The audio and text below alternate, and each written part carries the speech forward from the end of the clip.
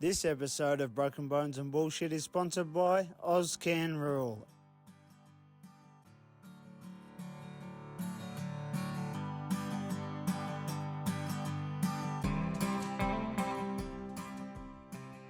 We've got a man that needs no introduction, 10-time Bullfight of the Year, 2-time Australian champion steer wrestler, all-round cowboy, Warren Norton. Wildfire, welcome on. Hey, thanks, buddy. Thanks for having me.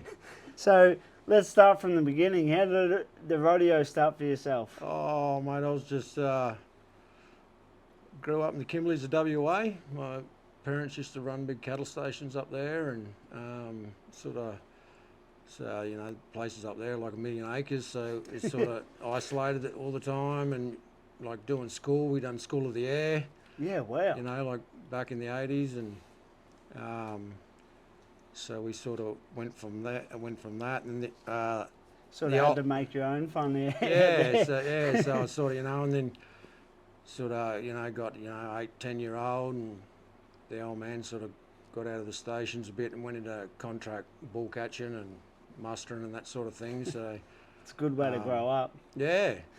So, and then from that, been in bull catches as a little kid, and you're bloody told to sit down, and there's a big scrub bull coming there, and they're trying to roll it, and you're like, holy hell, look at this gladiator. So, and it sort of intrigued you from then? Yeah, it was just the lifestyle, you know what I mean, and growing up with horses, and you didn't know any different, you know what I mean, and so then the old man wanted to get his get into choppers and that sort of stuff. So, and we'll get to the age probably to where we needed a bit more education, and so we moved to Perth, and the old man was doing his chopper's license, and in the process of buying choppers, and to head back up to muster with choppers and contractor and that sort of thing, and in the process, he done a bit of rodeoing as a young fella, and so he knew all the cowboys, the good cowboys, and the more rodeos are in the southern part. So go to the rodeos, and he'd be putting me on steers and that sort of thing, and so I sort of hit high school, and I was a little mongrel, I suppose you'd say. And, got to about 14, and didn't really like school, so the old man ripped me out of school and sent me back up there into the bush, and just working on the station again. School was pretty good, mate, when you're sitting on the back of bloody 2,000 head of cattle on a horse, because you're the young one and you get the tail. You eat every dust particle and every buffalo fly bites you. So I sort of went from that, and then got 16, 17, and working on a place, and the head stockman there, Michael Stanley, he was cousins with the Tapps. So there's William Tapp and Ben Tapp, and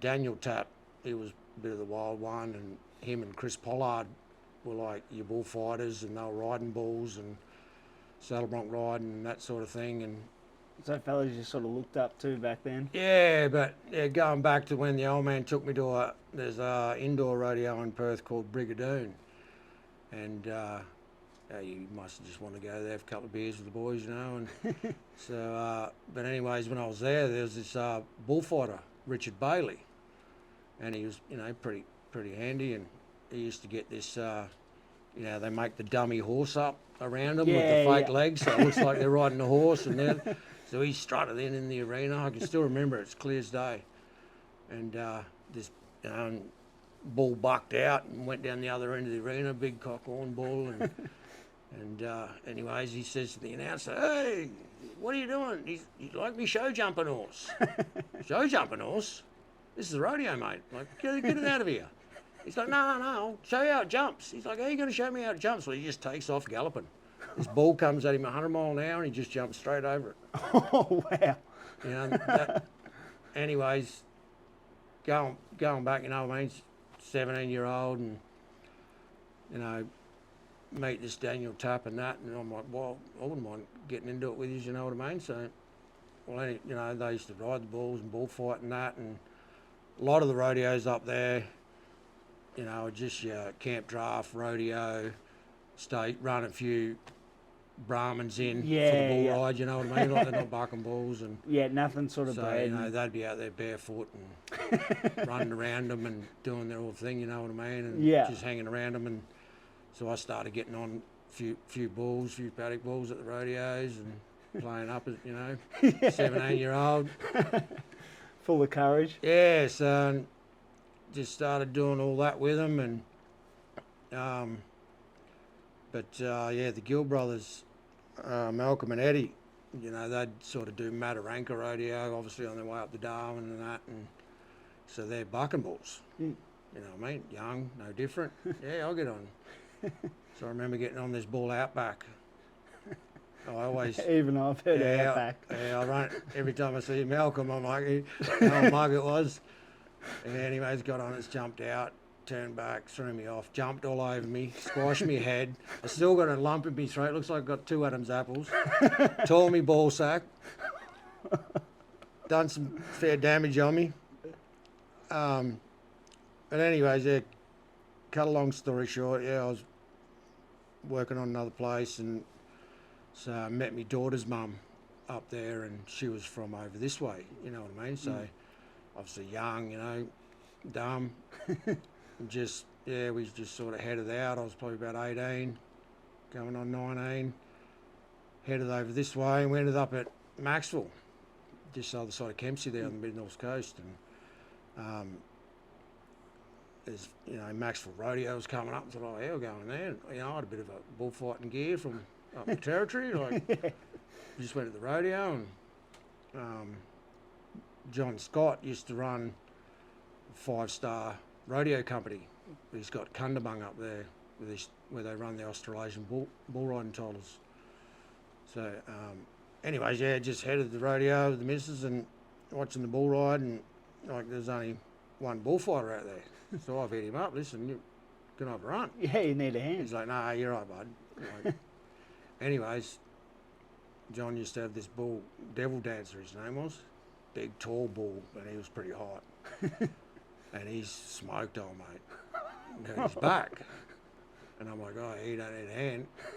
Just, he's young, smart, bloody, full of courage. Yeah, no sense, no knowledge at all. Anyways,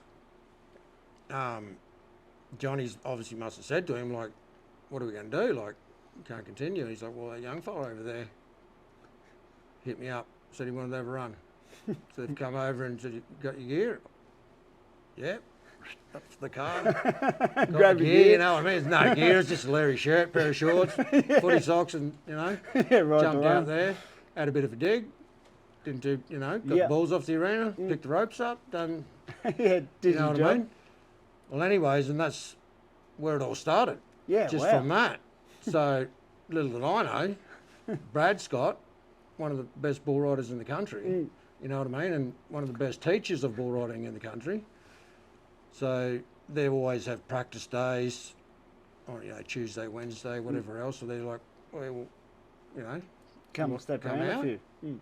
We have practice days, and so I used to drive about half hour, 40 minutes from where I was out there, and pretty nice place, Johnny, that got there at Kundabung. He doesn't run any rodeos or anything anymore, and Brad was, in his prime and riding everything and winning a fair bit, and I don't know anyone, you know what I mean? And so, and and little do I know now how many Australian champions have come out of there, like Kevin Cooper, he's like 13 times Australian bronc riding champion, wow. Shane Griffith. And so all these boys are there, and this is before they're winning their titles, you know what I mean? Yeah. So, and then, I just started turning up, and Brad runs his schools, so he'd asked me if I wanted to fight the schools, and got into that, and then Johnny's like, well, because he had the 5-star rodeo, so he'd always do all the, the show, bull rides.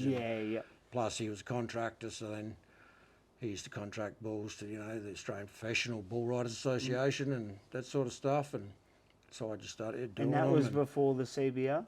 Yeah, yep. So it's pretty much your associations, APRA, ABCRA, and that was sort of like the first bull riding association to branch off, you know what I mean? So, so that was been about 95, So, yeah, we start rolling into like 96, you know what I mean? Got 12, 18 months under my belt doing all the shows, knowing of the bullfighters, you know what I mean? Like. And who were you fighting with back then? So, the Australasian bull riding title, it was probably like one of the biggest bull riders.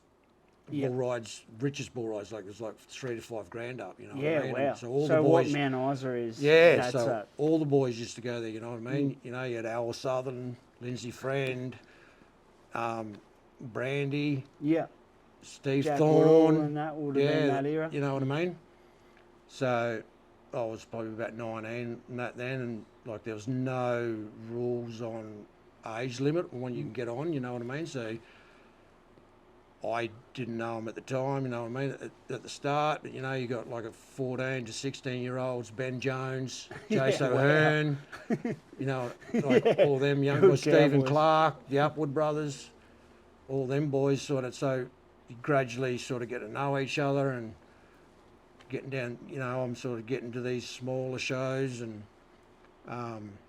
start a branch into sort of end of 96 and into 97, got me say permit card to the signed off. APBA, Bull Riding Association, so you can you get like a what they call a B grade bullfighter, to where you can only work with a A grade bullfighter.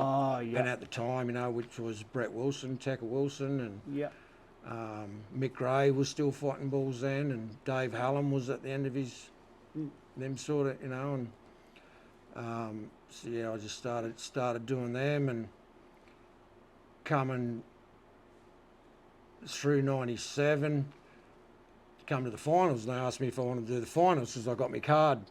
Yeah. So you got your A card by then? by the end of the year, you know what I mean? So yeah, no worries, I'll do the finals, and fucking look at me now. You know what I mean? And then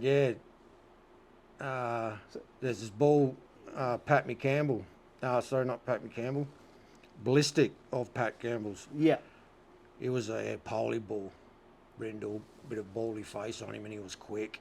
And, you know, them polies, they lunge at you with their feet and that, you know what I mean?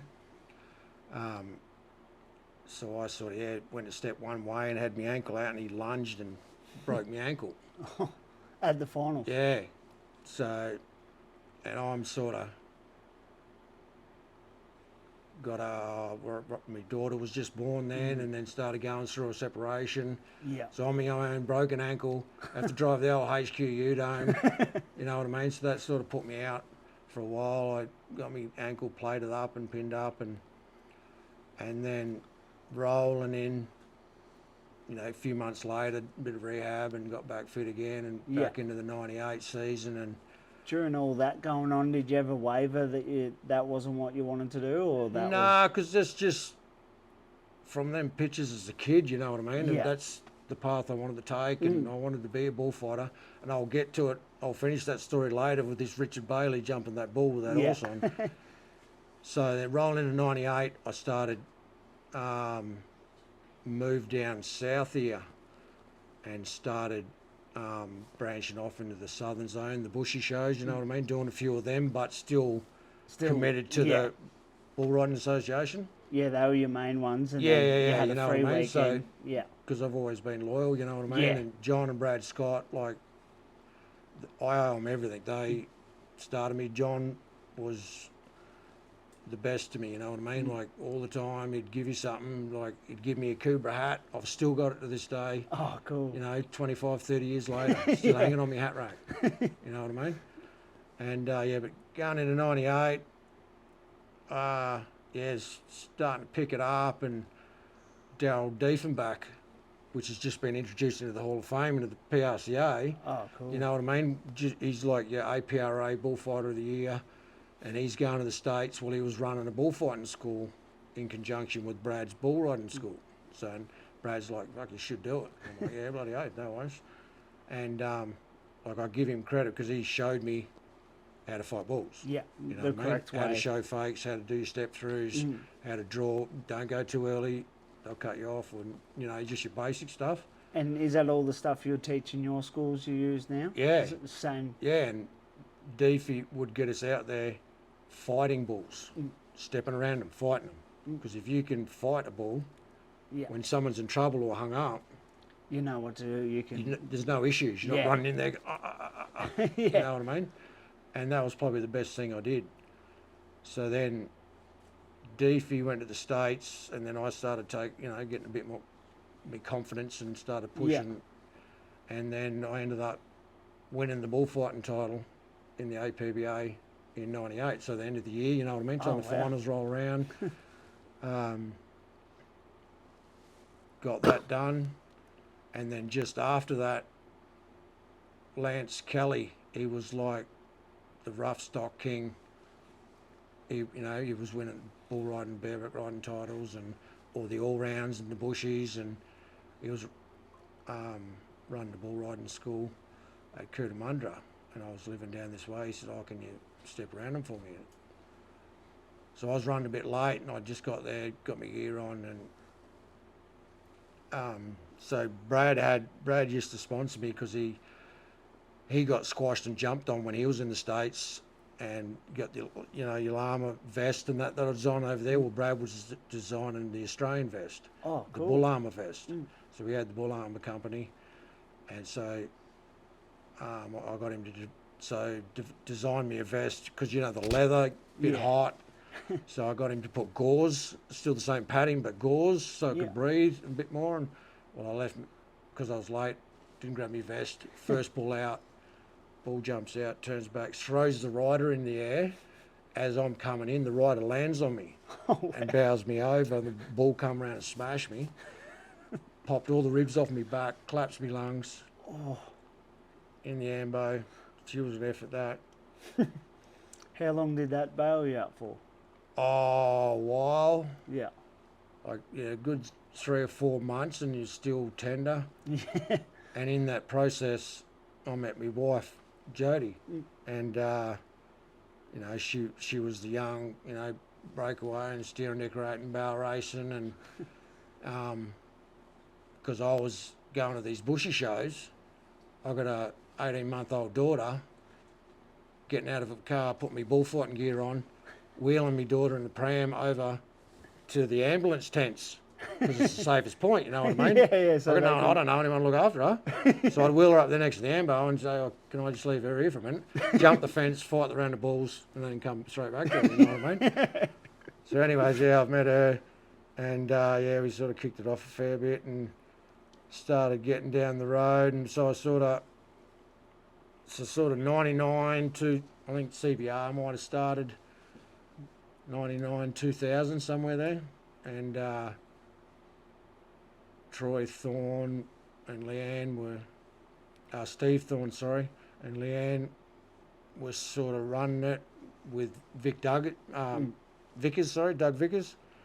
And so it was sort of fading out, and the riders were sort of, going to the CBR, so it faded out in the CBR.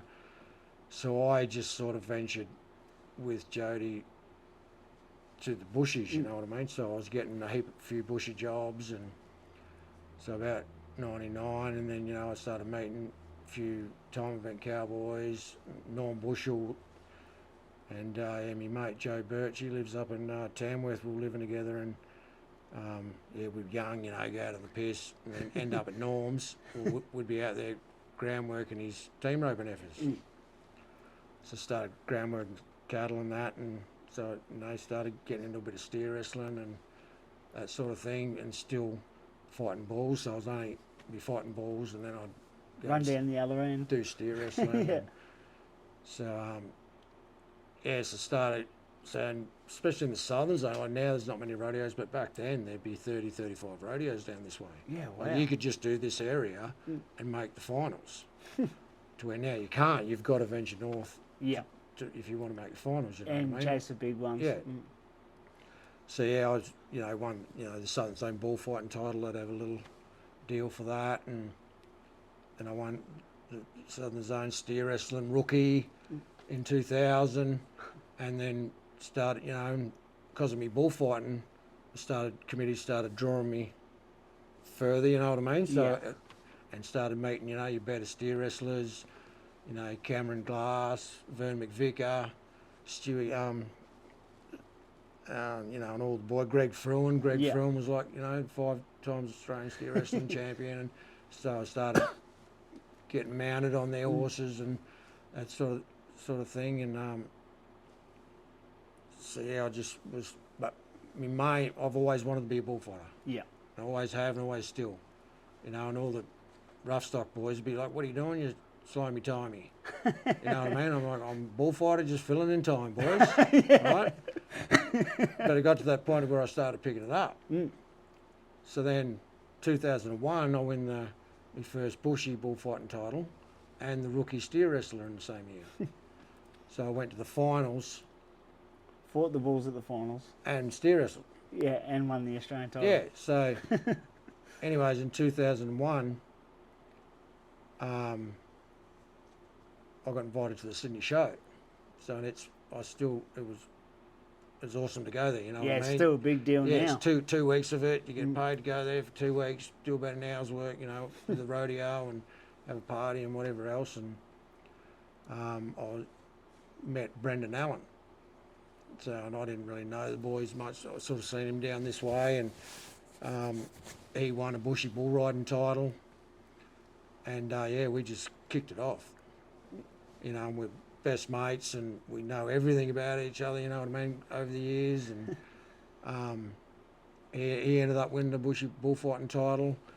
So, and then yeah, Jody's hitting the time events out. So like we got this old F100, different coloured bonnet because we didn't latch the bonnet properly one night, and the wind caught it and bent it over the roof. So we had a hockey strap him down. You know, old green horse float on the back, loaded up, heading.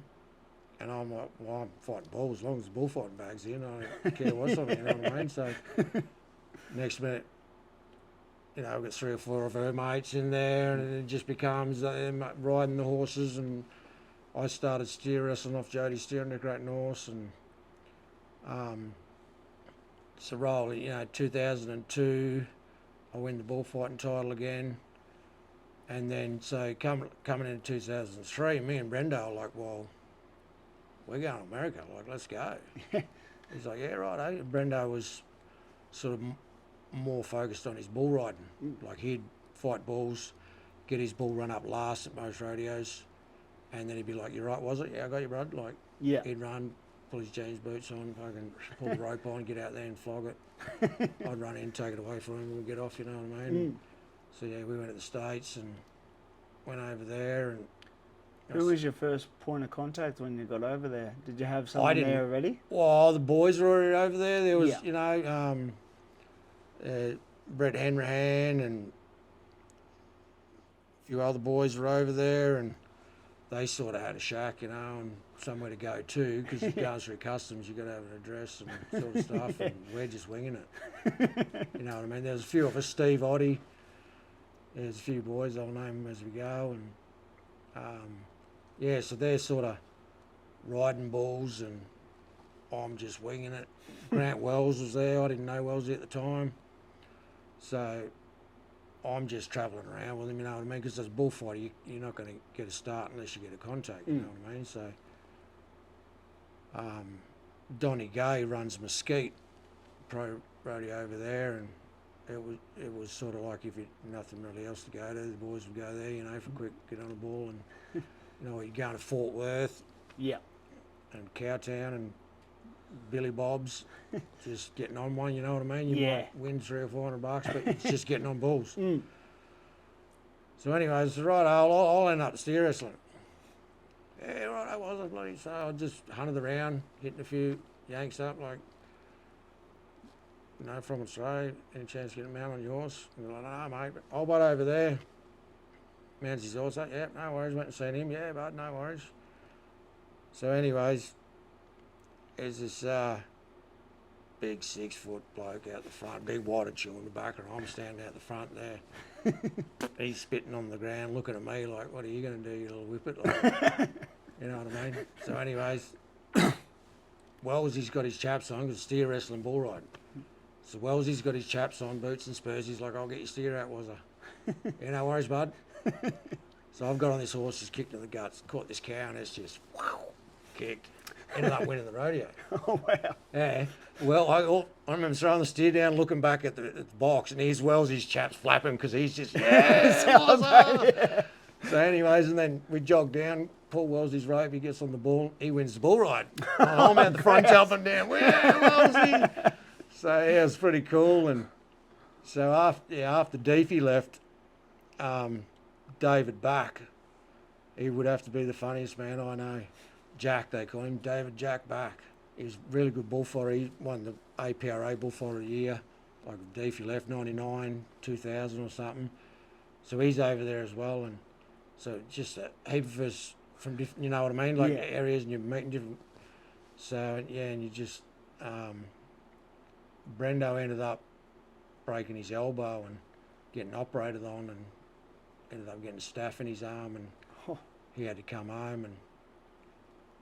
But long and behold, you know what I mean? I just forgot about the bullfighting because you were just steer wrestling. Anyways, and traveling around. The boys like, come on, let's go. I was, where are we going? Oh, Bud's got to eat praggy balls. Yeah, no worries. So we rolled over there, and this Mark Canabe's 4K rodeo company, he was bringing his young bulls there, you know what I mean? So there's a few American guys there and about 6 or 7 bloody Aussie boys, you know what I mean? Me and another guy, Troy Pridham, he was a handy bull rider and would step around him too. And we're just sitting there having a stubby, you know what I mean? Like, we'll just kick back. There's a couple of bullfighters there with all their gear on, and we might pull a shoot guard or two. And so anyways, a couple of American boys got on their bulls first, and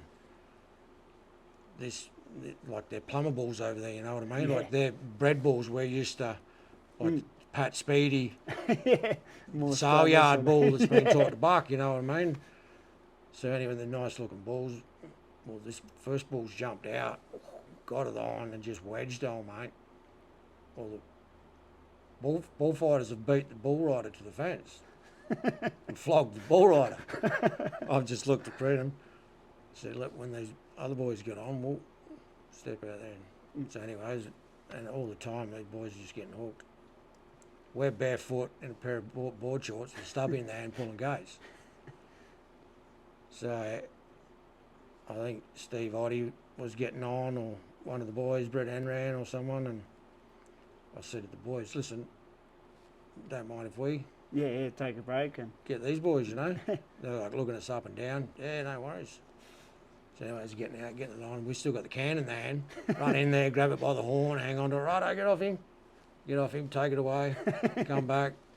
Don't spill a drop. Yeah, don't spill a drop. And these boys are looking at, by the end of the practice pen, these boys had left. And we're there, and Pridham's like, next one, was he going to take a sip out of your can while you're going around it, you know what I mean? Next thing you go, it's on, beer's going all over you. And yeah, well, anyways, this Mark Canabe, he's just laughing his head off. He's like, couldn't believe it. And he's like, you just want a job? Pridham's like, no, I don't. I said, he does. So, and that's how I got my start. Oh, wow. So to get approved in the PRCA, you've got to apply, get the form. You've got to have 5 shows to put on the form. Yeah. So, and he's like, yeah, I've got 5 shows for you. No worries. So, but then when I got my gear on, he was like, holy fuck. And I'm like, well, it's just what I do, bro. Like, so anyways. Oh, so they weren't wearing gear back then? They were wearing gear. Oh, yeah. But, you know, I was being a bit half cautious, barefoot and nothing on. Like, I didn't want to get fucking steamrolled. So you're hanging onto that horn a bit tighter so you can pull yourself around the corner.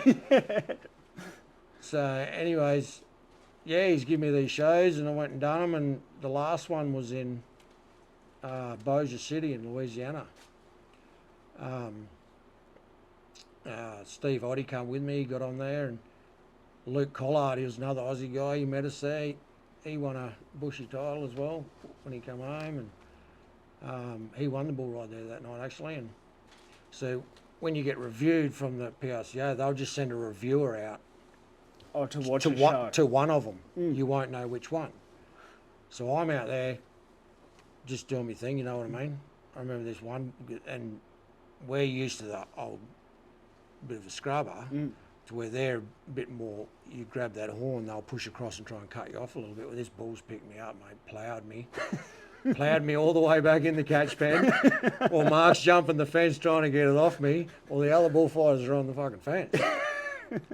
And anyways, I just do my shit, you know what I mean? I didn't care. And Mark's, you right, was there? And I'm like, yeah, but I'm cool. And he's just cracked up laughing. He's like, that's one way to get it back in the catch pen. Anyways, cut a long story short, after the rodeo, so it was indoor show, bull riding arena, stage, and then up the other end. Well, Chris Ledoux was playing there after it. And I'm like, pumped. I've been listening to his CDs at home, you know. And, yeah, anyways, this guy come up to me and he's like, oh, how you going, Warren? Like, I'm from the PRC, I'm here to review you. I said, oh, how did I go? He's like, how'd you go? You know what I mean? And I said, that's obviously a yes then. But even like a few hang-ups and different shit. Did all the right things. Did all the right things, you know what I mean? So I got my card and done a show or two. Mark was sort of, Mark, you know, he got me the start. He was sort of, didn't do too many PRCA shows and that, so yeah, we just kicked about, and then I sort of come home and just kicked back at home here where I left off, you know what I mean? And you didn't have a thought of staying over there, or it was just hard with your family? Well, I was just coming home because Jode and that was here, and my daughter, and planning to head back. So then roll into 2004, and my old man got killed in a chopper crash. Oh, wow. So, yeah, it just went off the rails a little bit, you know, emotional and different shit, and just sort of zoned into me bullfighting. And anyways, he wanted to be cremated and have his ashes spread out over a chopper in the Kimberleys, you know what I mean, where we're from. And my auntie and me cousin, we planned it so they'll run the bull ride there, and we're going to have the service and that the day before. And they're like, well, while you're over here, do you want to clown the bull ride for us? Yeah, no worries, you know what I mean? Like, I'm fit. Just got back from the stage fighting bulls, and their bulls over there, you know, they got nothing. Like in the Kimberleys, like, they got nothing. They wouldn't even know how to catch you, you know what I mean? Yeah.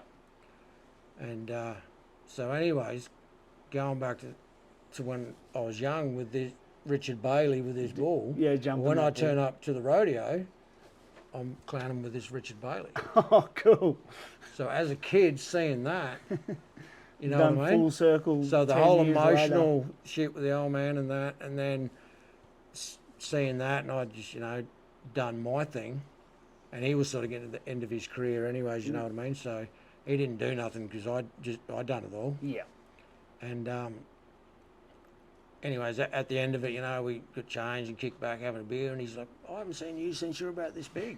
And I said, well, you're the reason I'm a bullfighter now. I wanted to become a bullfighter.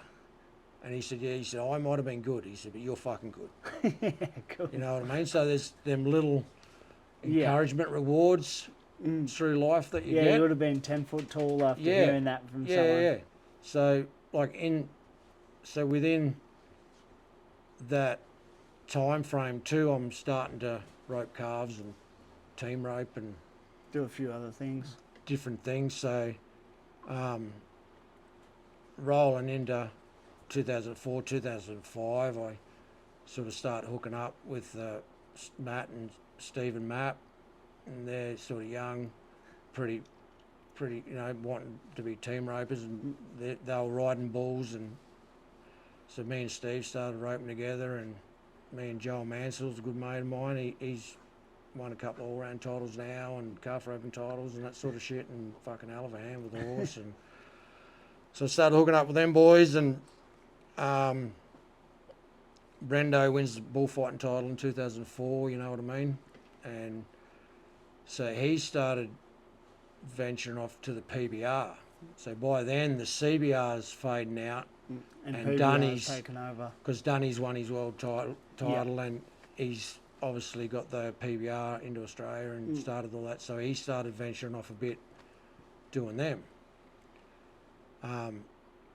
So at the end of that CBR phase, like And as far as I know, it's only ever happened once.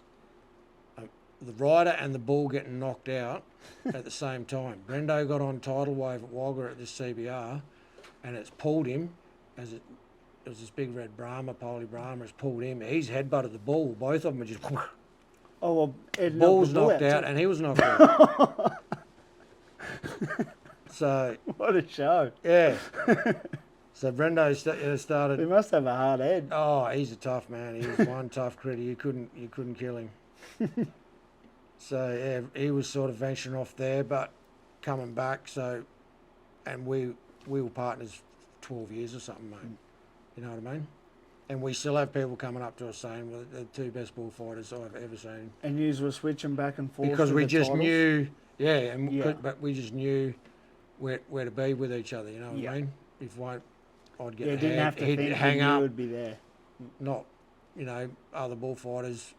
One would get the head, other fellas struggling to get the hang. It was always, so yeah, he was venturing off to that, and I just stayed with the bushies. Like Jody was starting to. Jody won the steering decorating title in the bushies in 2004. So we sort of roll in 2005 while I'm fighting bulls at the finals and doing 3-time events. So we, but we're sort of in our own world a bit, you know what I mean? We had the truck horses, we had a couple of rookies with us, you know what I mean? Like Just full-time rodeo. Sam Wilson, which is Rick Wilson, the Bronc contractor, his daughter. Well, she's Sam Mapp now. And she used to ride our horses, we give her the start. So when it come to the rodeo, it was get the draw, see where everyone was. Right, I got a bull ride there, that there. So they knew when to have a horse. So I'd do a second divvy bull ride or something, have to run back, get changed. They'd have the horse warmed up ready. I could grab a rope, jump on it, go compete, come out, give them the horse, run back, get my bullfighting gear on, run back. You know what I mean? So then like the steer wrestling, if I'm in the last round of steer wrestling and the bull ride straight after it, well then I'd have to go and see John Nichols, which is Heath Nichols' old man. He was a tough old bugger.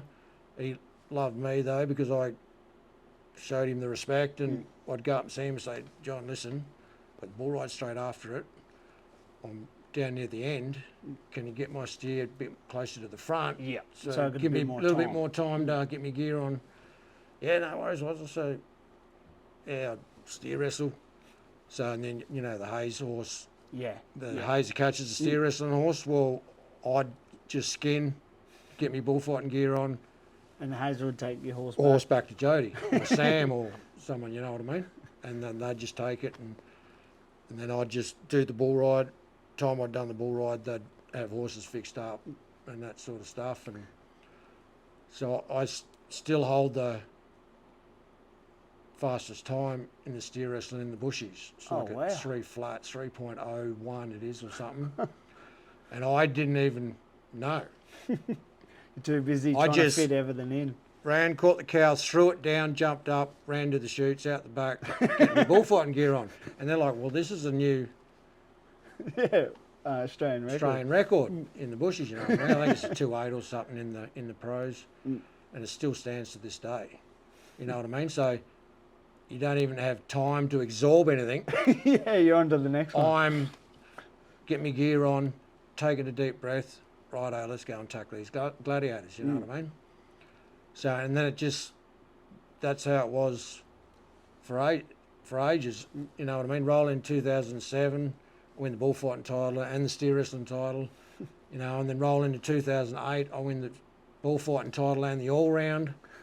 Roll in 2009, I win the steer wrestling title.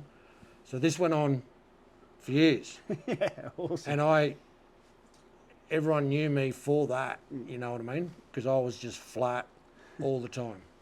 The only time I had a bit of a break was when the ladies' events were on or something, you know what I mean? And I'd be back at the truck getting a cold drink or something, stopping and having a yarn with someone, or you know what I mean? Trying to catch your breath. I sort of got to know everyone at the Tom Van End and all the rough stock boys. Did you find that major events easier because you were just so busy? You didn't have time to think? Yeah, you don't have time to think about it, And I found that out after I stopped fighting bulls and just was competing. Because you felt like you took a back step. Yeah. So then roll into 2010, I was going into the finals only a couple of hundred behind in the steer wrestling. You know what I mean? Could give him a fair punch in the finals of 3 events. And I'll tell you the funny yarn with this. So coming to the end of the season, Armidale is the last rodeo before the finals of the season, point season. So I'm doing the same. Fighting bulls, run back, get changed, run to the time event box. Girls have got me calf roping horse there. And he was a pretty switched on little fucker. And I've run out there to rope this calf, and it's shot me down there. Well, I must have landed in a hole. And it sounded like a gun going off. Fucking snapped me leg. So anyways, everyone sort of got me horse, got the calf, and got me back, got my gear off. A mate of mine, Rod Mansell, took me up the hospital. Well, I'm up the hospital holding my leg up like this, waiting, triage and x-ray and that sort of thing. Anyways, this fella rolls in. He's got this big bandage around his head and he's squealing, help me. And I'm like, he's in a bad way. Rod's fucking looking at me like, what's going on here? And the nurse is like, calm down, just have a seat, we'll see to you in a minute. Well, as he sat next to Rod's like, fucking hell, mate, what's happened? Dog's bit me ear off. Holy shit. Bloody hell. What, someone else's dog? Nah, my own. Anyways, cut a long story short, he's like, yeah, I'll show you. He's took this bandage off and he's got like this little scratch behind his ear. I've cracked up laughing, I've dropped my leg, whack on the ground, I've fallen on the ground, fucking in pain, but I was laughing that hard from old blood running in with you holding this ear. Squealing. So anyways, yeah, I was out for a bit with that and so yeah, that was the 2010 season, then sort of got back into the swing of shit, you know what I mean, and then rolling back around and won the all-round and the average at the finals the following year, and sort of other boys were winning the bullfighting titles and that sort of thing, and then I sort of got back in the swing of it again and hitting it out pretty hard again and win the bullfighting title again in 15 and 16, and I was sort of getting tired. Yeah. And I'm like, wow. And was that 16? Was that 9 titles or 10 in the bullfight? That was the 10th. That was the 10th. Yeah. Was that ever a goal to win 10? Mate, at the start, and I always said it to myself, I didn't care if I never won a bullfighting title. Yeah.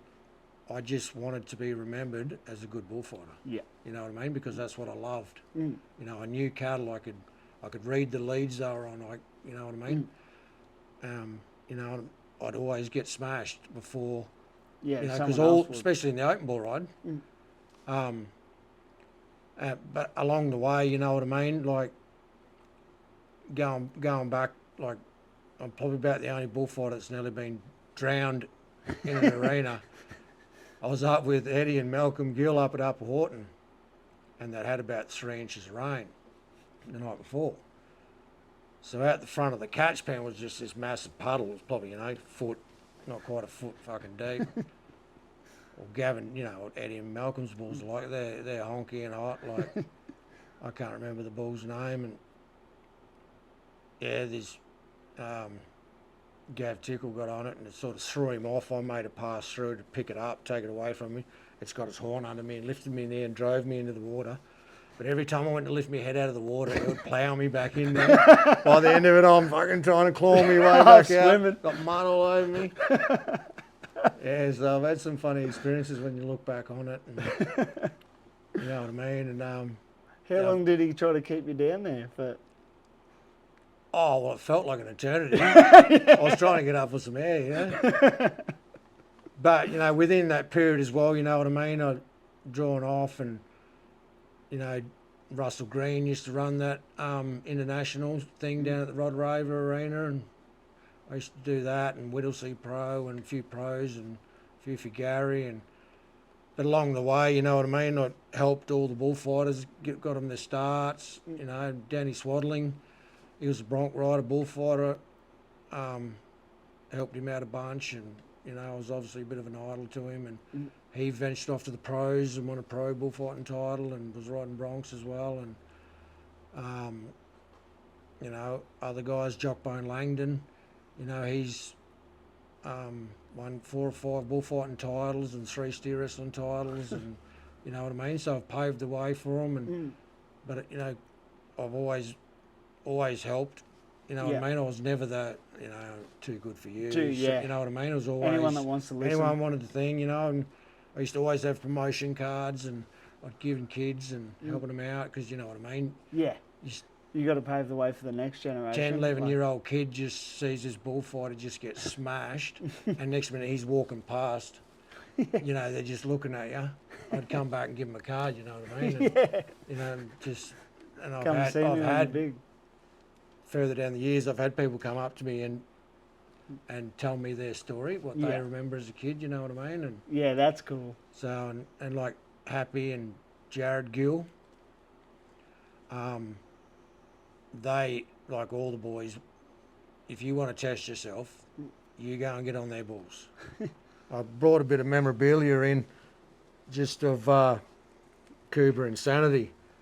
So there's Rocky, Cooper Insanity. We'll chuck that up in the middle so people, if they're watching. So Cooper Insanity, obviously what the poster's about, he was Buck and Bull of the Year. Well, he's the king of the pen. You know what I mean? So this is what I would regard as the gladiators.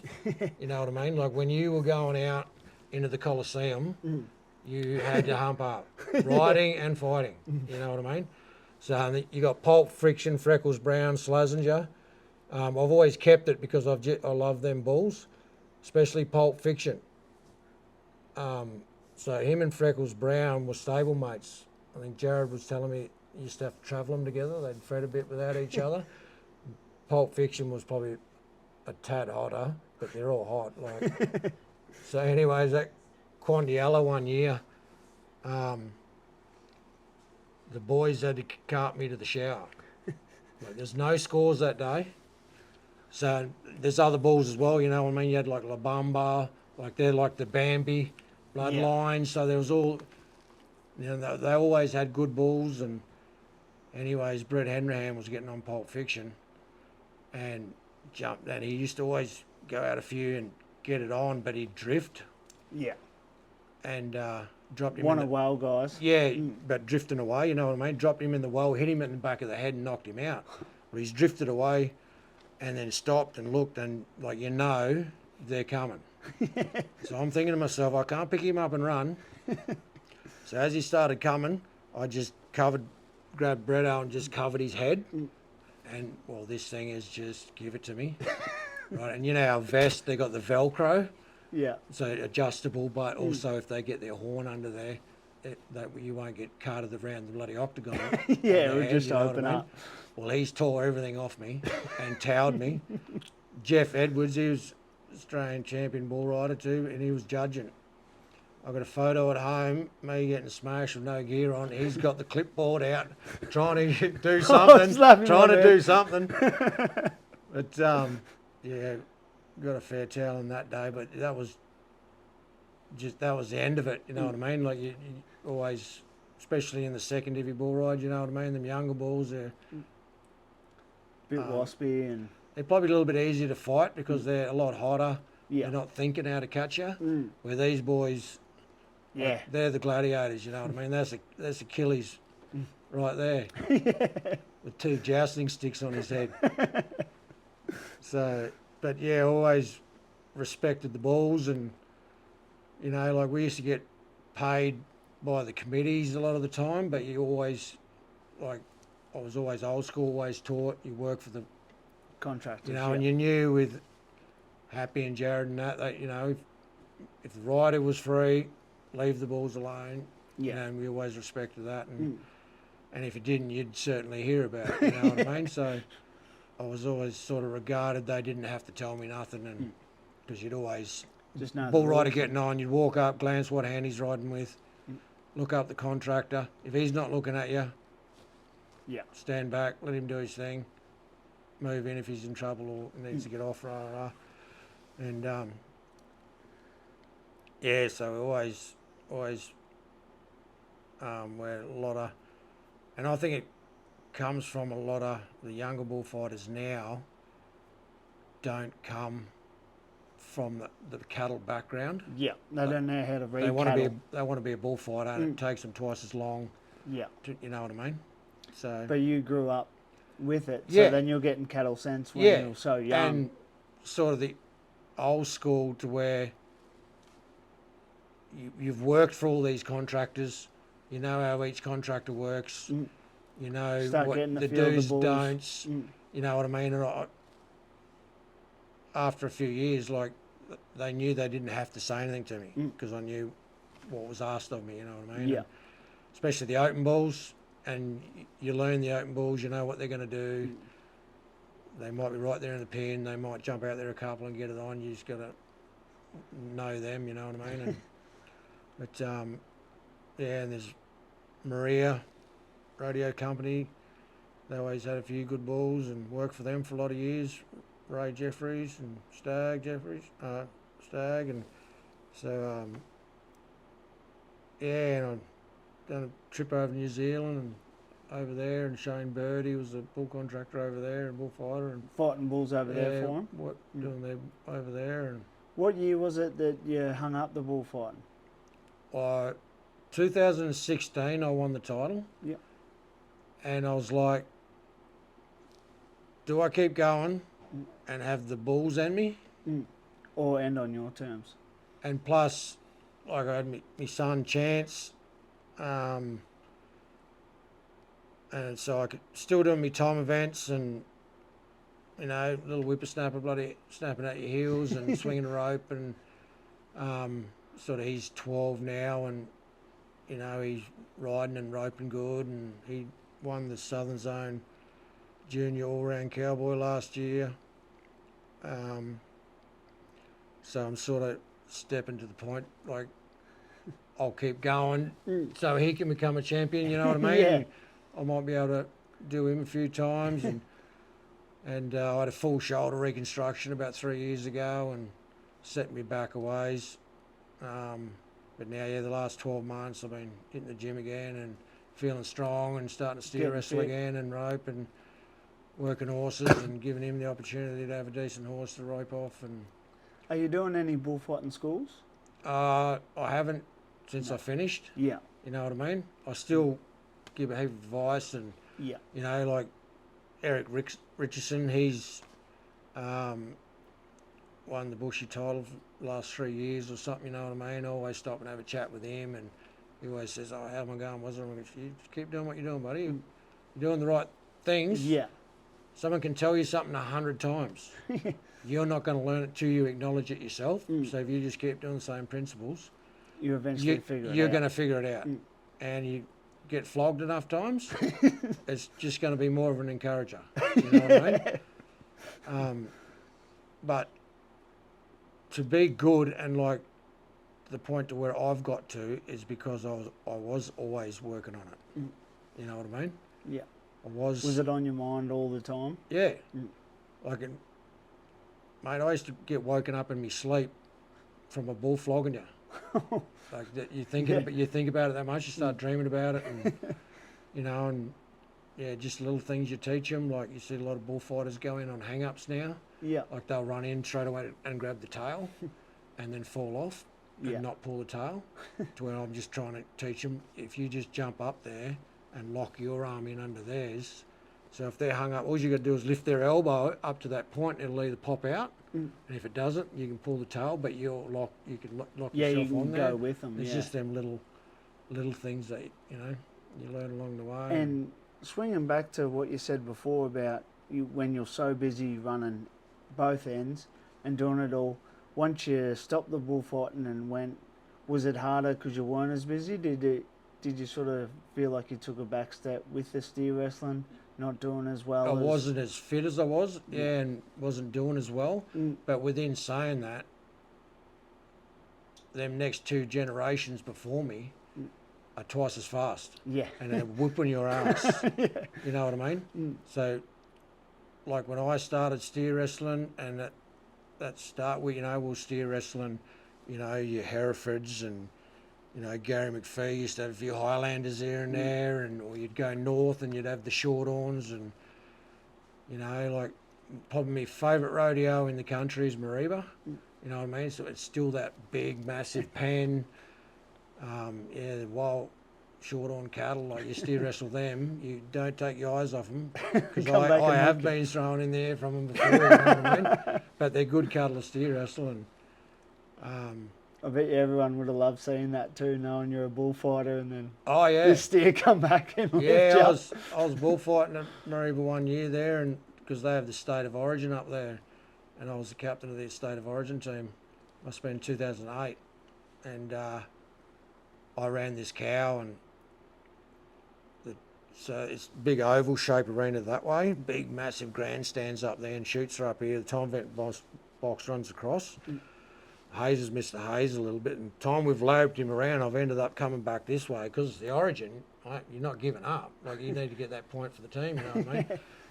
Well, I've caught this thing in front of the crowd, ripped it around, threw it down. I was like, Ben Smart, yeah! This thing's got up, stuck its horn between my legs and flicked me backwards through the air. The whole crowd just erupted, mate. You feel about this big? And then all the boys are like, yeah, the bullfighter just got hooked by the steer. But yeah, they're just the experiences, you know what I mean? And that same year, so every time we've gone up there, we've got a motel room or something like that. And Jody's like, we getting a motel room? And I'm like, nah. She's like, what are we going to do? I said, we're taking the swag. I said, we're going to rough it. When we win money, I'll get you a motel room. So, because we've never done any good with a motel room. So anyways, it's funny, everyone's got their flash trucks and shit. We've got the swag with a little blue tarp just to keep the dew off from the top barbed wire running down to the swag, and it's the only thing out on the flat. Well, I ended up winning the steer wrestling. Won the all-round, and they had a $600 bonus for that up there as well, and plus the Origin. We won the Origin, and won a fair bit of money, you know what I mean? Had a ball, you know what I mean? Just going back to that rough days, and not worrying about luxury and them sorts of things. And yeah. Well, it's hard to stay hungry when you're full. yeah, that's right. That's right. So, yeah, I remember we done a trip out, we went up done Mareeba and all that, and time we ended up out at Mount Isa, we paid entries and shit like that. We'll pretty much bust, you know what I mean? So Big Al, the comedy clown, his wife Joy runs the food van. Well, Joy used to do a bit of breakaway roping and ride our horse and that a bit, you know what I mean? Well, she was always needing girls $100 a night or a couple $100 a night to work in the van, you know what I mean? I'm like, looks like you're in Joy's van. So she's working that night in Joy's van just to get a bit of food in the belly, you know what I mean? And, come out and I won the first round in the steer wrestling. That was still at the old grounds too. And it paid like $1,600 or something. And I said, don't have to work in the food van tomorrow night, darling. Ended up fourth in the average or something, and won a couple, $2.5 grand or something, which we needed to get home. Geez, 3-day drive back home. But they're the things that you don't forget, because you know what I mean. You can have all the money in your pocket in the world and win nothing. Yeah. You know what I mean? And wonder why you're not winning, and it's because you're taking things for granted. And yeah. So. And is it like, were you always big on like your mindset, like how you sort of approached everything? I've always been very disciplined. You know what I mean? And so I'd never drink alcohol, only because I was so fighting bulls. Yeah, so busy. Cramp up all the time, and I was always fit like that, and and that's why they call me Wildfire too, because I was a bit of a hothead. So if anyone got smart, they'd be upended pretty quick. You know what I mean? And, but I always gave the respect if I got the respect, you know what I mean? Like all the boys, yeah, you know what I mean? Like Ben Jones would have to be one of the best bull riders to come out of this country. Like he was just, and Jace O'Hearn, Jones just didn't care and would just ride everything, win titles, you know what I mean? This is wild, man. Yeah, the wild side let him down a bit, yeah, you know what I mean, as it prevailed within the PBR and that over there. But me and Jones are good mates. He's married to Jody, and his wife grew up together, and So we used to hang out a bit, time off and shit like that. And we're at my brother-in-law's place there one night, and there was a quad bike there, and we had like weekend off and mucking about. And at my brother-in-law's place, the girls had, the towels you can buy, and you pull over, and it's got the shark. The hoodie's got the shark fin, and so we had the shark and the dolphin. So he's got Christy to come over and drop something off. So anyways, she had to go back and then about a K up the road and then back down the other road. And my brother-in-law's paddock cuts across. And Jones like, "Come on, get that towel on." So the shark and the dolphin have got on this quad bike. 100 mile an hour across this paddock. We went through the gateway and we're up it. We're looking at her lights so we can beat her. But we forgot about the fence, the other fence halfway across it. I'm telling you, it cartwheeled us. I still got scars up my arm from the top barbs and that. Anyways, come back and there's claret all over these towels, and my brother-in-law's what the shark and the dolphin ever blew on the way over there or something. Yeah, so no, we always had good times, and and that's only one instant. Throughout the years, we've got so many friends all over the country, and there's probably not a town in Australia that I couldn't drive into and go and see a mate. You know what I mean? So yeah. So rodeo's done a lot for you, like being able to travel and... Yeah, and I think our mindset and our discipline, you know what I mean? Like around that 2008, there was a girl coming through that used to travel with us, and now Nicole Fitzpatrick, and she's like probably won about 25 Australian titles, like Bushy and the Pro Barrel Racing title in the same year, and the all-rounds, and... She's a freak. Me and her won our first all-rounds in the same year, and Jody won the steer and decorating title that year as well, and they had Stousers in the breakaway titles, and she's an incredible horsewoman, and that many other girls, won their rookie titles, and so we've always had that winning mindset that, if you want to win, put your mind to it, and you can win and have fun when fun's required. You know what I mean? It wasn't and if one person, sport first. If one person in the truck won and the others didn't, no one was allowed to whinge and bitch. Yeah. Because you're only demoralising the person that did win. You know what I mean? So, we've always, it's been an incredible ride. You know what I mean? I'm like my daughter now, the one I was pushing the pram and hiding in the ambulance tent while I was going to fight bulls. Like, she's 27 now, and she's an incredible horsewoman. She's makes these shirts. She's got the Bar shirt company, so awesome. You can look them up on Facebook, Bar shirts. Yeah, we'll put the tags in this video. A lot of you'd say about 70-75% of all the barrel races now, you go around. I class myself as the CEO of the company, so we come up with this logo to go on the collar. On the collar, yeah. Because when you're having a conversation with someone, that it's in your face. You know what I mean? But it's not a patch. Yeah, I kept noticing it now. So you know what I mean? So everyone knows the Bar shirt. So they got the Australian Barrel Horse Association finals coming up, and she said she's inundated with orders, and she's like, this arm machine's running hot.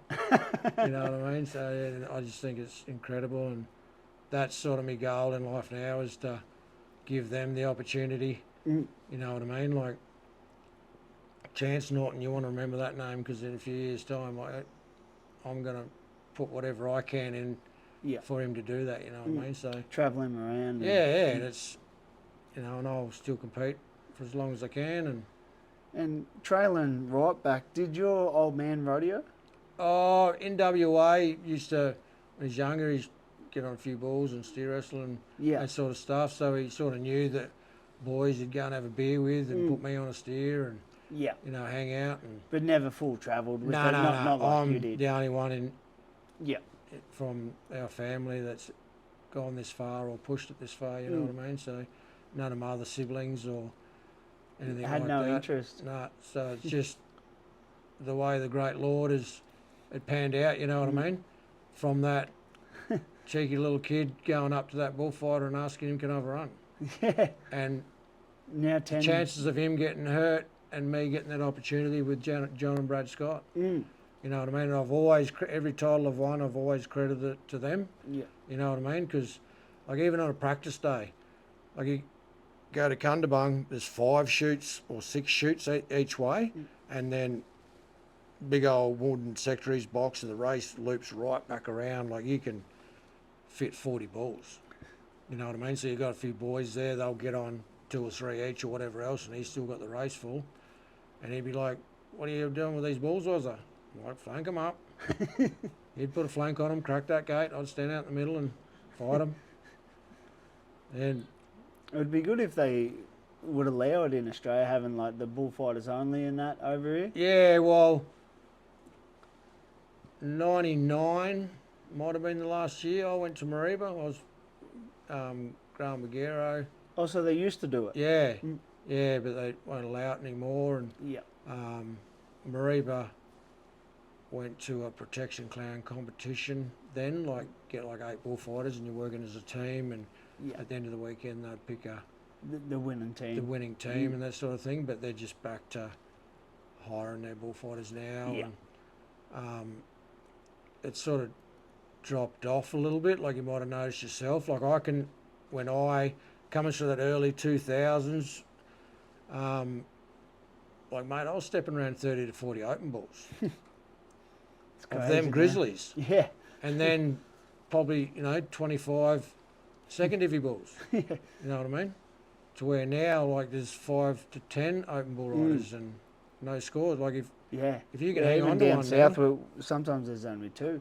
Yeah, well, I went down, not last Christmas before, we done Yarra Valley and Bundalong and Myrtleford and all that. And, like, Yarra Valley, there was like 4 bull riders or something, and one hang on, and he walked out of there with 7 or 8 grand or something. I'm like, geez, you only got to hang on to one, and you're getting paid, aren't you? So. Well, you're in that era when it was really tough, like the Jack Woodalls and all that, like the talent that was around was. And sort of at the start, and then you had like Brandy, Darren Brandenburg, and Brad Scott retired, and Al Southern, Woodall, and you had that generation dropping out, and then you had that 14-year-old Jones and Jace O'Hearn. They were like the 18, 19-year-olds. Stephen Clark, the Upwood brothers, Shannon and Stephen Upwood, and there's a bunch of boys that were coming through, and I'm not sure. I often rack my brain about it. Like, I think the conversation's been about, like, because of the bulls have changed.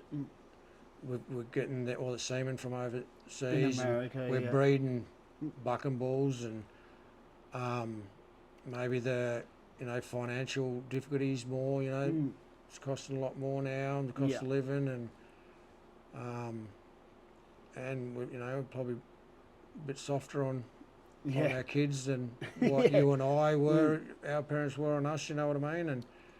But at the end of the day, if someone's got the drive and really want to do something like I did, like, or them Ben Joneses and them sort of boys, well, you'll get there, but it's just a matter of when and how many injuries. You know what I mean?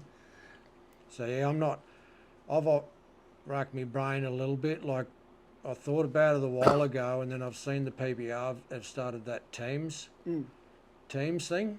What do you think about that? Well, I've thought about that before they did it, and I'm like, oh, they're actually doing it. Because if we could start having teams, you could still have your individual competition, but a team reward, or some of the bigger rodeos, the team wins all the cash. You know what I mean? Because I know myself coming through, applying for sponsorships and all that sort of thing. Big companies, and you can understand don't want to sponsor an individual because there's too much chance that you'll muck up. Yeah, and be out for the whole season. Yeah, or, you know, give that company a bad name, the sponsor a bad name, to where if it was a team and there was a coach and there was guidelines and... Yeah, rules and... You know, they might be more and... Yeah. Might be a little bit more government funding if there's the team side of thing rather than an individual sport. And even for spectators, a lot easier to follow a team than it is Yeah, you can have your Cowboy. merchandise tent. Like, they can't go there and buy a Warren Norton T-shirt, but they can go there and buy a Rhinos shirt. Yeah, Kansas City Outlaws or something. Yeah. You know, they might have their favourite rider or what it may be, but they can buy that merchandise to put it to you, you know what I mean? So, and that can be an extra revenue raiser. Yeah, it's hard, especially as a young guy coming into the sport now. It's costing so much, and how good the competitors are. Like, to get over them good guys, like, you've got to do it pretty tough through your rookie years and get pretty consistent at it before you'll get it over them, you know what I mean? But yeah, it's a tough call. And I was only saying to Jody, maybe because 80s and 90s, like our generation, our parents were having 3 or 4 kids, to where now they're only having one or two. Yeah.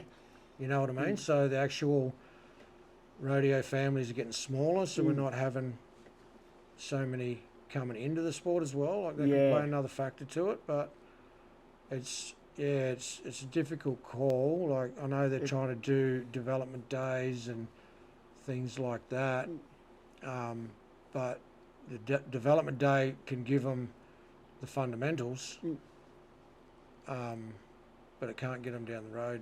And to where if you're a rookie and you're in a team, you're getting coached. Yeah. You're getting told it's okay. It's all right, bud, keep going. Yeah. I've got your back. Any dramas, come and see us, we'll help you out. Rah. To where, as an individual rookie, you're sort of on your own. In there, heck, do I go and ask them for advice, or do I, you know what I mean? Like, it's... Yeah, like, it's changed some of them guys' careers. Like, I had Marcus Mass on the show, and he was always like a sort of bubble guy. He said himself that he was always in that top 30, in and out. And then joined the teams, and then I think he come second or third in most valuable player in the teams. Only bucked off 3 bulls for the whole team. Yeah, and I reckon it's great what the PBR's doing, career. You know what I mean? Even like that top 20, you know what I mean? Like, they contract to the PBR and they don't pay an entry fee, or they have a minimum entry fee, and you know, it's good to they're help looking them after them a little bit more, and that's encouraging them to stay. And then some of the shows, they'll actually first 20 like guys that go get $300 or something just to help them get down the road. Yeah, that's right. Yeah, it's awesome. Yeah, like them cups and that. Like, if you're not having to pay an entry fee and getting slung something, and you're riding for 30 grand too, which is good money. Well, if you fall off one, there's no outlay. It's only getting there. You know what I mean? Yeah. You know, there's always an outlay, but there's in the back of your mind, you can still eat next week. And you haven't spent $300 on an entry fee. Yeah, so I reckon the PBR's trying to hit the nail on the head there, and trying to create, you know, especially that teams thing they're doing over there. You know, they're getting them younger guys and drafting them straight from college. Doing their physical, you know, they're all hitting the gym, making sure they're doing it, making sure if there's an injury, well, there's a physio, and you know what I mean? Doing all the right things. Yeah, talking about bulls, making sure, you know what I mean? Yeah. So, and the coaches they got behind them, some of the best cowboys, world champions. Them, so, yeah, you know what I mean? Like JB Mooney. Well, they Hart and Glammy and J Dub poached, and then that year he won the world title. Yeah. Yeah. So like it's crazy, and especially when they're getting some of them Brazilian guys and just changing their lives. Yeah. Drafting them over into a team, and then everything's taken care of. Yep. Then they hit the built for tough. Yep. And it's a team thing, so especially for them Brazilian guys, you know, if they're unsure, their English isn't as good, well, they just go straight to the coach, Yeah. This is my problem. Yeah, no worries, bro. We'll sort it. Yeah. Everything's They're taken not- care of. Yep, and even them younger guys, like, you know, obviously everything's doom and gloom over there, the bright lights and, Mm. you know what I mean? Like I know young Luke Parkinson, he's in one of the teams, and I reckon it's great how, you know, Troy started the pathway Mm. for Australians, and All them guys to get over there. yeah, and Brendan Clark, he was after Troy, and well, they had to do it the long way. They had to go through the Challenger Tours and all that sort of thing, to where now it's, you know, you can win the build title points here and and then- points, and you can, Yeah. it sort of gives you that stepping stone, Mm. and then World Cups that they have, and Yeah, like I think when Clive won one of the Australian titles, he was sitting fourth in the standings for America, so straight in. yeah, Just yeah, fly straight over and yeah, just up yeah, it. see Brody Fielder and that, and, Geez, he's riding good, yeah, eh? He's ranked. and he's used that confident stepping stone. The Troy path that way. Yeah, and the money he would have got for winning the title is that reassurance that shit, if stuff starts going pear shaped, well, I got a little I bit got of a money ticket in the home, bank. or I got, you know what I mean. I can. So And just that's a like. I think as some young fellas, they get worried about going to the States, but doesn't matter where you are in the world, you can be home in 24 hours. Yeah. So who cares? Yeah. Like, Yeah, but it all goes to shit. You it can is- just get your ticket, fly Yep. home. you know, Like, I've been in the same boat. You know what I mean. You don't know what to expect, and Mm. you know what I mean. And so, but I reckon it's great, and I reckon that's maybe one of the avenues that the rodeo associations can start going down. start trying- even just considering, and Mm. you know, it's going to be hard to work logistics out, and but if you could get some form of format, It'd be cool if you working. could do like even an association team and have one big meet. yeah, where some like particular rodeo, yeah. you know what I mean, have Top a 5 team. guys from the APRA, Yep. bushies, all that meet. Yep, there's a and then- prize pool for each event. Mm. The team wins it, not Yeah, individuals. yeah, that could be cool. Yeah, so it encourages each competitor to help each other out, not trying to bloody Do it all on undo your own. his cinch so he doesn't beat him every week. You know what I mean? Did you ever get on any bucking horses or anything, or never had any interest? Yeah. Oh, it was silly. I won a Southern Zone bareback riding rookie title off one horse. I got on another one, and Rick Wilson nearly killed me. But yeah, it was just, yeah, Didn't have much interest in it. yeah, yeah. It's just the way everything panned out. Like, you know, how I went down the time event Mm. trail. You know, You because wouldn't of have my time wife to add and another event. but like, you know, I'd break in and train horses. Like, you know, I'd class myself as a fairly handy horseman. You know what I mean? And that's what you Um, do for your full-time job? Yeah, I'm a farrier as well. Yeah. So yeah, but yeah, over the years fighting bulls, mate, I've done whatever. Yeah, You know what anything I to mean? get you down the Mate of road. mine, Davey Jessett, he was a plumber, Mhm. and he got himself into a bit of mischief, and so I used to drive him around doing the plumbing and just shit like that, you know what I mean? But he was an Australian champion steer wrestler at the time, and milk, you know, knowledge off him, and they're just little experiences like that through your journey that, you know, you become friends with people and get the knowledge and Yeah, respect, and it's a bit of money help you down the road working. yeah, and you know, like I said, back, you know, them early 2000s into the, you know, late 2000s, like I was like fighting bulls, you know, Friday nights, Saturday, Sundays, you know, but yeah, doing other work Yeah, through during the week. through the week, you know what I mean? Like bullfighting pretty much covered the entries and Yeah, that sort of thing, but Mm. you know, you're bit still of work doing through the other week to get a jobs bit of and fuel and yeah, yeah. So you know, done a few cowboy jobs in my day. Yeah, so I've always you're still breaking a lot of horses now. only for myself. Yeah. You know what I mean? We had a bit of trouble, bad run with horses. I've had a couple of really good horses die on me in the last few years, and didn't have anything coming behind it.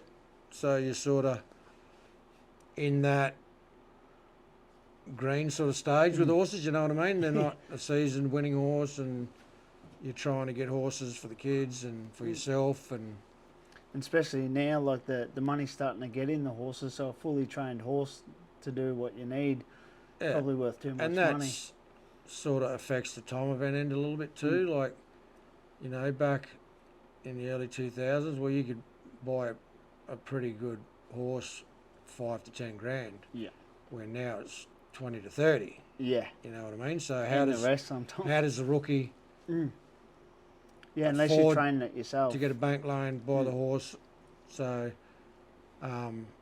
sometimes as a rookie, I say you're better off mounting out a little bit and paying run money. You know what I mean? Get a little bit of money and go and help people. Like you see a lot of rookies with the better cowboys. They're the ones saddling the horses, getting the water, because they want to ride a good horse. Yeah. To have more of an opportunity to win. So pay your dues. And that's, as we've all done in our rookie days. If you want to win, well, get around if that horse needs a drink of water, you best be getting a bucket. Yeah. So, and that's what I try to instill into a lot of the younger cowboys, you know what I mean? Like, if you really want something, well, you've got to show that person that you want it. And and then you deserve to. Yeah. And you do as I say, you ride the horse as I say, you ride it all day long. Because when I'm over there checking something out, I know that you're going to take care of it. I'm not having to think, was this young man got this thing water? Is he uncinched it? Is he taking his boots off? You know what I mean? But that's just doing your rookie years. So, but, you know, and, I've done it throughout the years, you know, with them older cowboys, and that's the way you have to go. And I think it's something that we need to keep instilling too, because especially with these some of the young generation, like they're getting a little easier, and sometimes they're forgetting like the way stuff works, and it's like, no, you can't just walk into a job and be the boss. It's like I think society's letting that happen. Yeah, you know what I mean, making everyone a little soft. So, but even when I get around the rodeos now, you know the kids, you know the people that are going to make it, because they've got the attitude that same way. You know what I mean? Coming up, yes sir. Yeah. They might be a bit cheeky around the traps, but we all were. Yeah. You know, as a youngster, so there's some good talented kids, you know, coming through. And the ones that are bred into the sport, you know what I mean? They're not Joe Blow that's blew in. It's pretty difficult if you want to get into the sport and not know anyone. So, yeah, but we might take a little break and mate, then we'll come back and get into it. Ozcan Rural, providing Southwest Victoria with everything related custom sheep and cattle yards. Get in touch with the fellas via email ozcanrural@gmail.com. That's AUS, can like the one you drink, rural@gmail.com. Building fences straighter than your local politician. So welcome back. Yeah, thanks mate. So did you have any standout bulls that you just like the look of? Like obviously 10 titles, you would have seen a lot of bulls come out of them shoots. So. Yeah, I can't even pick a favourite ride because I've seen that many of them, and you know what I mean. I just remember the guys that ride them. Yeah, I reckon Pulp Fiction of Happy's was my favourite. His little mate Freckles Brown too, but just Pulp Fiction, he used to just look at you with them eyes, and like they just got that muscle stature, that look. And the way they trot. They just carry themselves, and it's like, let's go, like. You know, you want to have a dig? Let's have a dig. So, did you ever get to fight Chainsaw? Was he in your era? Nah, that was before me. Yeah. Yeah, that was sort of Wombles and Clint Dolan Wombles, a few boys like that. No, Yeah, it was pretty sort of just your main contractors. You know what I mean? You had Gary, the king of the rodeo, and Happy and Jared and Malcolm and Eddie. You know, didn't do much anything for the Woodalls. And then you know your younger starting contractors were coming into it. You know what I mean? Matt Adams and Matt Bazant. You would have seen the whole industry change now. How like they used to the main contractors having everything, like the horses, steers, and now you're getting them fellas just purely just bull breeders and doing that like the the last 15, 20 years it would have changed a lot. With you know, like Matt Adams, he got out of the game, you know the originals, you know the OGs are still there, and you won't stop them. You know what I mean? But yeah, I've seen a lot of change in the bulls and that sort of thing like that. But and we haven't touched on before, like on the time event and like all the steers have changed with the breeding. You know, changing now. They got the Longhorn Coriandy breed from America, and things are a lot faster. The cows are a lot faster, so the competition gets a lot faster. Times gets a lot quicker. And obviously the horses are better. Yeah, horses are better. You know, that sort of breeding horses for it, and for their speed and that sort of thing. And who was a fellow that sort of told you the history of the sport? And I've always been big on history myself, so I've always gone out of my way to know who's who. You know what I mean? Because they've done it before me. They've paved the way. You know what I mean?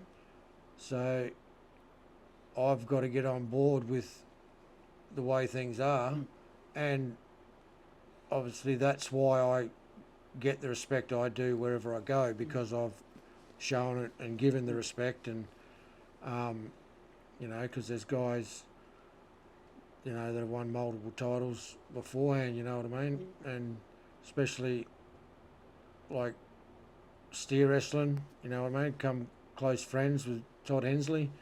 You know what I mean? He used to be Jake's father. He was with Tanya, and I'd class Tanya and Vicky Schiller and Adele Edwards. They're probably like the queens of rodeo. You know, Gary's the king. They're the queens. You know what I mean? They've paved the way for the girls, and Jake, the young fella. I can remember fighting a RSA show in Wagga, and Todd's like, "Well, bring your truck down with bulldog and horse, and we'll run some steers, and then I'll drive you into the bull ride." Jake's only whippersnapper, you know what I mean? And we got him running steers up, and Todd said, "You catch this cow if you want, but he does check off a bit." And he had these straight out horns. So I ran up there, I thought, everything's not too bad. Well, as I've got off his check, so I've quit the saddle on real quick and went to catch. Well, I've punched the horn into my arm. Like, I mean, into my arm. They don't tip them. I could move my fingers like that, and I could see all the tendons moving. Tanya's like, "Oh." And I'm like, "Well, I'm not going to have time to go to the hospital and stitch it up." And you can see Jake there looking. I said, "Just wrap it up. I'll go and fight this bull ride, and then we'll get sorted at the hospital." You know what I mean? So then you can imagine, you know, and they're the things I think about too as a kid, you know what I mean? Like Jake's now riding bulls and fighting bulls, you know what I mean? But and seeing the time we done that, got to the hospital, he was asleep on the seats, and I got in there and no tendon damage or anything, so they just cleaned it out, stitched her all back up. We carried Jake out, took him home, but in the morning he's up like, how'd you get on? Is it right? Is it right? You know what I mean? Because he fell asleep and didn't know. You know what I mean? So they're the things that, you know. So and then I see him now as a young grown man doing what he's doing. So are they the things that I done that's paved the way for him? You know what I mean? So they're the little things that we forget about. And so it's just normal for you, but then it's probably like that fella jumping the thing with the horse. Yeah, Like, yeah, it's the little things that sort of. You know, the biggest thing I've always been big on is history and how you conduct yourself, because you don't know who's watching or what kid is watching you do it. You know what I mean? If you want to do something out of the unordinary, well, go do it discreetly, and you know what I mean? You don't have to carry on like a tool. Yeah. And everyone else to see that, so. Yeah, in the arena, carry yourself. Yeah, you carry yourself in the arena and out of the arena. You know, and that was big for me as a bullfighter, because if you want to be employed at a rodeo as a bullfighter, well, there's a cowboy on every committee in there. So if you want to get hired at that rodeo and you carry on like a deal that night, cowboy's, he's going to go back to that committee and go, there's plenty other good guys. Plenty other guys we can get. So that's why I was built the same way as you. Yeah. That's why I started this podcast. It's sort of half selfish of me, because I get the chance to meet all these guys and learn so much. So then it's grouse, and then it's cool because we can film it, and then everyone else gets a chance to listen. And I loved it when you asked me, because I tell my story, you know what I mean? And I hope it inspires someone. Yeah. You know what I mean? In the future, so it's I think it's only a good thing, because once everybody like can hear people, and then it just adds a bit more respect around. It's like just not an old fella that's sitting out the back. It's like no, that's such and such. Like people know, and I think it's only a good thing. Yeah. So you know, and there's other guys, you know, like Lincoln Brown. I helped him start fighting bulls, and he went on to win 5 Australian bullfighting titles and used to ride bulls.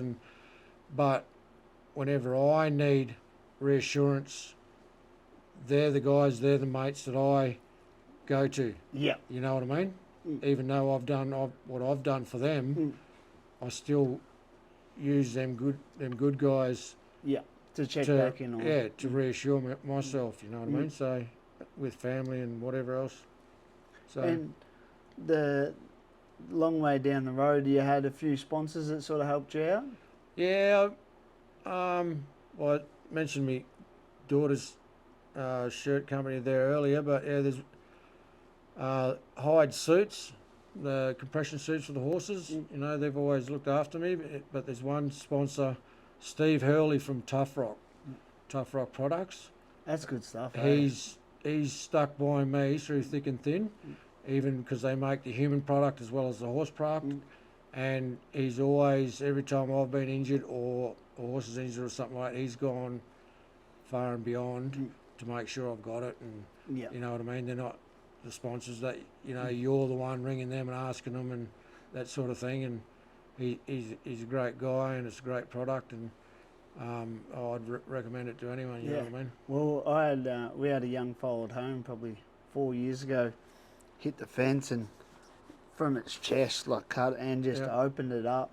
And we just cleaned it out, tough rocked it, and it's, you can't even notice it now. You see a little bit of a scar, but when you seen it, you thought there's no way. And they couldn't stitch it because they'll just tear it back open. So we just packed it and kept packing it, and unreal. Even with all my injuries, shoulders or ankles or whatever, just cake it on. Let it dry. It's crazy how it works. Was it just suck everything out? It's a volcanic mineral. So it reduces the swelling and draws all the toxins out, and it's incredible. It's actually, you think, here I am looking like a dill, looks like I've just rolled around in the mud. But no, it's incredible. So And was there anyone else you sort of needed to thank?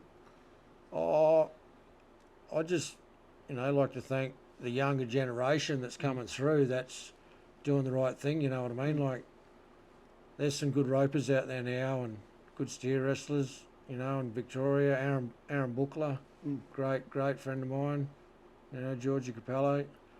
There's the Map boys. Lockie Smith.